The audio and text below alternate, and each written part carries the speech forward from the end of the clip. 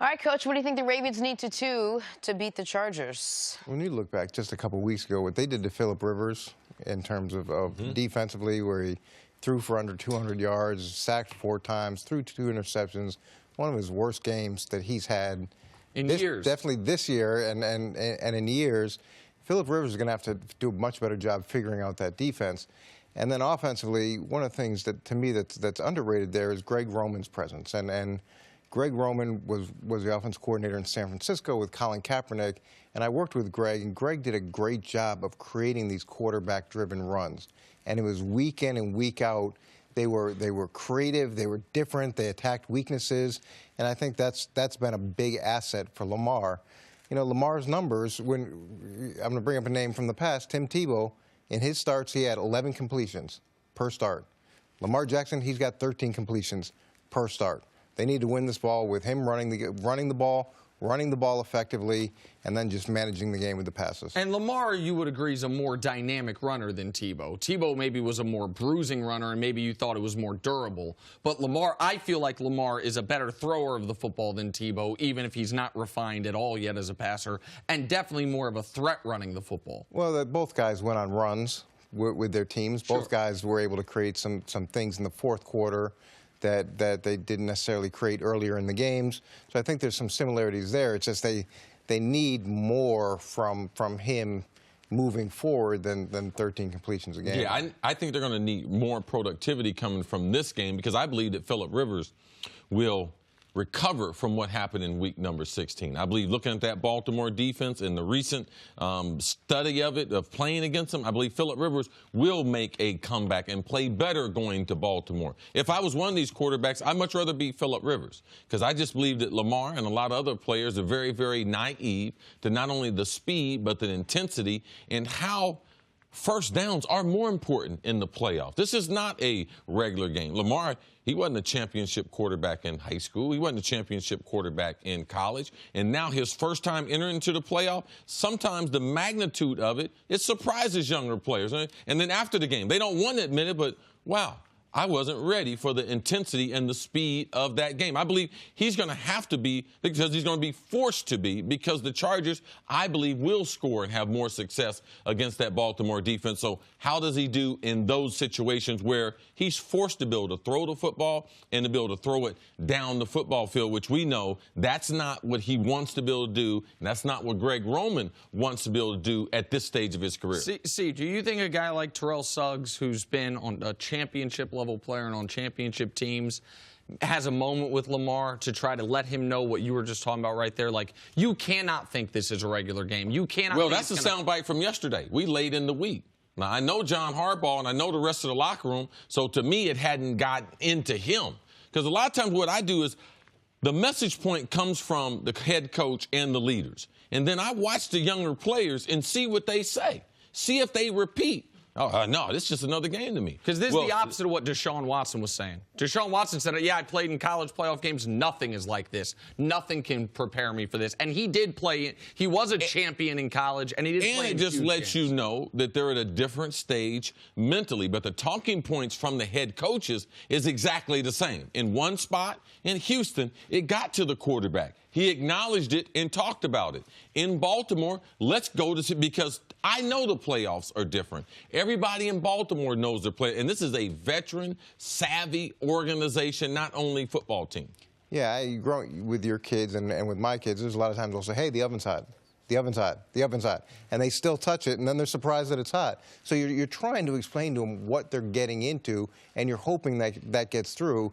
But until they really understand it and experience it, it's a problem. But at least if they go in understanding that there's going to be difference, like they anticipate it, you don't want them to go in thinking, well, there's no different. It's totally different. It is a totally different intensity level. You mentioned Phillip Rivers, and we were talking about him earlier, and I do think he should be better than he was 2 weeks ago, because he's not going to be worse. That was the worst offensive game this Chargers team played all year. They scored 1 touchdown. That was after a Ravens turnover inside the 20. They were completely stymied the entire game. But I do wonder if the Ravens get out ahead, and if the Ravens, even if it's just by 3 or 6 points, and the Ravens defense is doing what it's done all year, what this starts to feel on Philip Rivers' shoulders, because he doesn't have many years left. He hasn't had a team this good in quite some time. Early in his career, they dominated the AFC West. He and LaDainian Tomlinson, back when Marty Schottenheimer was the head coach, and then into Norv Turner being the head coach. They had a 14-2 season. They had a 13-3 season. Philip Rivers went to an AFC championship game with a torn ACL. And that's as good as it's gotten for him in the postseason. I wonder the different type of pressure than a young quarterback would feel. But the pressure of, wait, is my window closing in front of me? And if that makes him press, because as great as Rivers is, we do know he's a guy that at times will throw a ball up for grabs. We do know he's a guy that can make a throw where you're like, what are you thinking there? So that's something I'm very interested in to watch in a road playoff game with the best team he's been on in quite some time. The flip side of that is what happens if San Diego gets out in front, or LA gets out in front, and suddenly Baltimore has to change their complete approach. How is Lamar going to be able to respond to that, and what's that going to look like? Isn't it the same thing that we talk about with the Cowboys, that their one approach is what got them here, and if they veer away from that, they've not shown that besides that one game, he can go out there and throw for 200, 215 yards and be successful. Don't you want to keep them doing what they've been doing the last 7 games?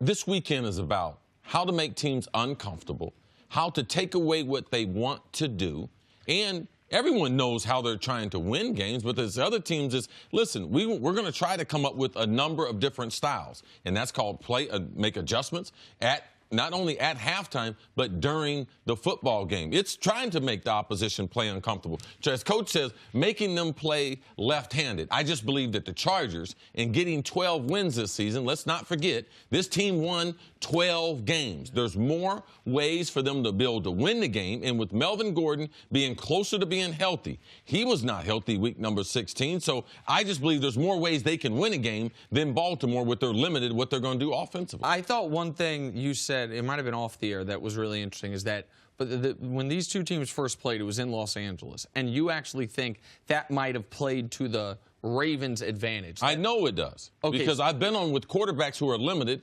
quarterbacks that the offensive coordinator is not going to let them throw the ball. When you get in the sunshine of either Florida, you get in the sunshine of California, there's less wind, because of the conditions, because of the tackiness of the ball. The coordinator opens up the game plan, and that's what we saw in week number 16, where he had his season high as far as yards, completions in that football game. Philip Rivers, he's not challenged to throw the ball. He can throw it anywhere.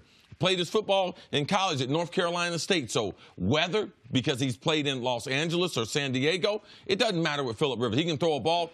We saw him late in the season in Pittsburgh, down by 16 late. Now, do we think Baltimore can make that type of comeback? No. But we know Philip Rivers and that offense of the Chargers, they're explosive. They're going to make plays. That's why I have more confidence, because I've been with coordinators who had quarterbacks who were challenged. And when we were in warmer weather, they opened it up. And when the weather is cold, they go right back to their very, very conservative self. So let's watch and see what the game plan is for Baltimore. And, Coach, what has been your experience in having a quarterback who's challenged to be able to throw the ball?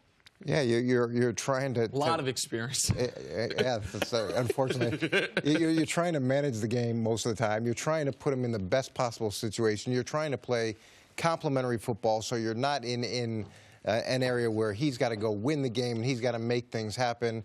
And it's hard. It's hard. I do like the fact that they've committed to him as a runner. They've committed to him with the quarterback-driven runs. They're going to stay with this style. Now, the defense has to hold up their end of the bargain, because if the Chargers get out in front, it's hard to stay with it through the whole game. And that's the comparison you were making to the Cowboys, I think, was a reference to something I said earlier in the week, which is there's two teams in the playoffs that nobody wants to be playing from behind. But there's two teams in the playoffs that are specifically not built to come from a 10-score deficit. That's Dallas in the NFC. That's the Ravens in the AFC. The Chargers, speaking on the road, best road team in the NFL this year, 7-1 on the road this season and undefeated outside of the state of California. Thanks for watching. Subscribe here to get the latest from the show. Also, be sure to check out more of the best clips from First Things First, or go watch a few segments from our other shows on FS1.